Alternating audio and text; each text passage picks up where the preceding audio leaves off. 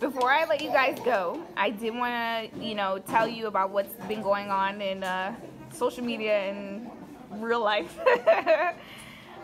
So currently, Lifetime had put out a series about a recording artist by the name of R. Kelly. He's known for marrying a artist back in 1993 who was 15 years old. They end up getting annulled because of their parents, but that behavior of him dealing with younger girls has continued. So he's known for dating 13, 14, 15, 16-year-olds, and he's currently 52 years old. Now, I just wanted, yeah, I know, it's bad. I wanted to get your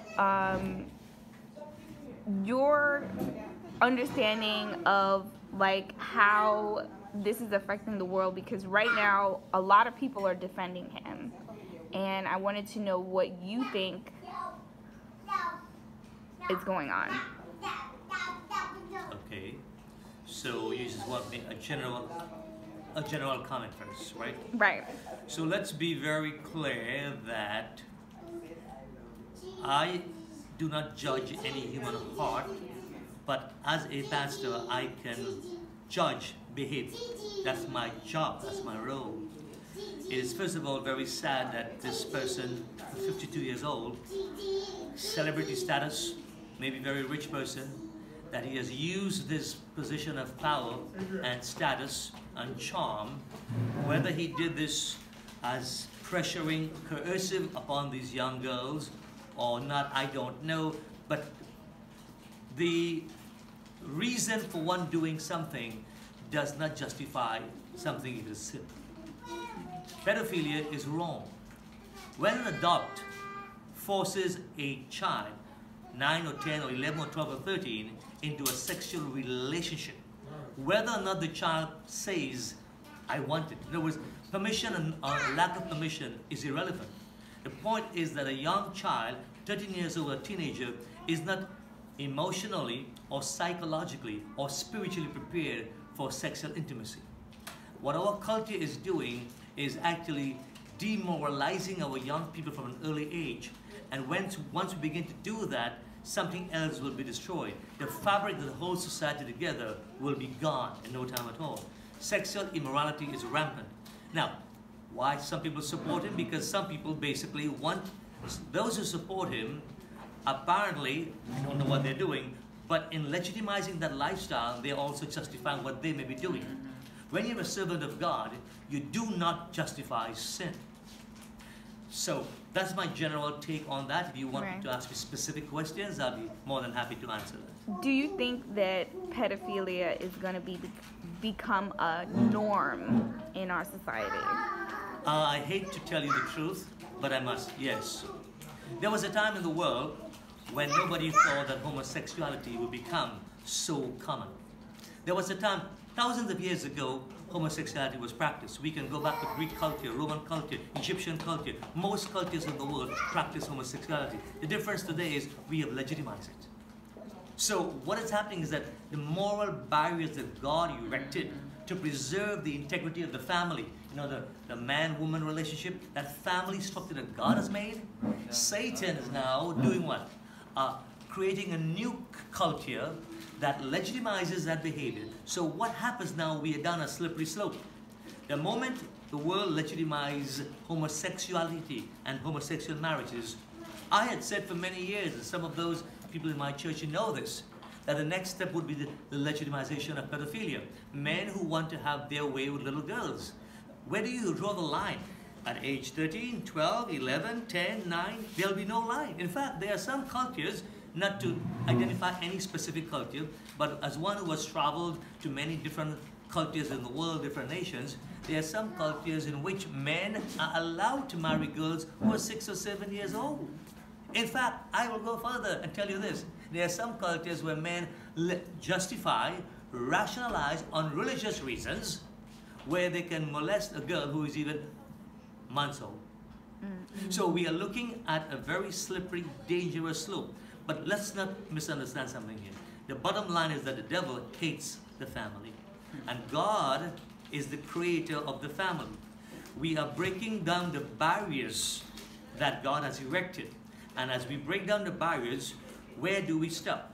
So homosexuality, pedophilia, or bestiality. How about anything? So once you break down one picket in the fence, the whole fence crashes, collapses, and anything goes. And who is to say what's right or what's wrong? The problem is this, Jessica, we have lost as a society, we are losing the sense of morality, integrity, discipline. And sex has become the destroying power. Most cultures in history have been destroyed because of sexual immorality. So to answer your question, yes, pedophilia will become much more prevalent and common. The day is coming in this country, I predict, when it will be legal to marry a girl who is 12. Ooh. How sick is that? Yeah, Yes. it's pretty bad. I did do a little research, and I noticed that in Nigeria, it's okay for them to get married or even to have sexual contact as young as 11 years old. And some countries, it just says that they need to be married, which is crazy to me. I'm hoping that it doesn't happen, but as you already told us, that those are going to be like the next steps. But not to like be a little confusing or whatever, but how do we prevent something like that from happening to our children? Oh, how much time do you have for that? That's a very important question. How do we prevent that? So let me answer two things. First, as a society, we will not prevent that. Because if the political leaders and the religious leaders and those who are the celebrity leaders do not take a firm stand to stop it, society will condone it. And once society condones it, it's over. But we as believers in God, in Christ more particularly, and I say that because in Islamic culture it is allowed. Nigeria is split between Christians to the south and Muslims to the north. So what we know obtains in all Islamic nations justify, rationalize, and defend pedophilia. They may not call it that, but that's what it is. All right. So to answer the second part of the question, really, how do we? Well, one thing first. We must train our child the moment they are born, God's laws. The Bible is our standard. Christ is our rule. And as we train our children in morality and why they should respect God, and also in addition to that, make sure they're involved in a church setting where God's moral laws are never compromised, never watered down, and never diluted. And we as parents, if we have children of that age, we must warn them of the dangers out there in Hollywood. We must be careful to monitor what they look at, because what happens is this. We as parents may say no. The church may say no.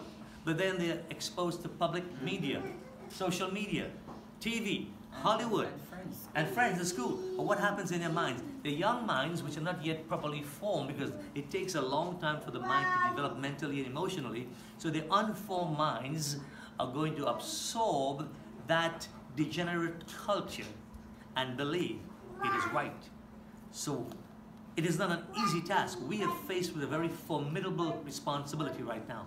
But I believe with God's help and the backing of fellow believers, we don't have to become the victims to that. All right. Thank you so much, Pastor.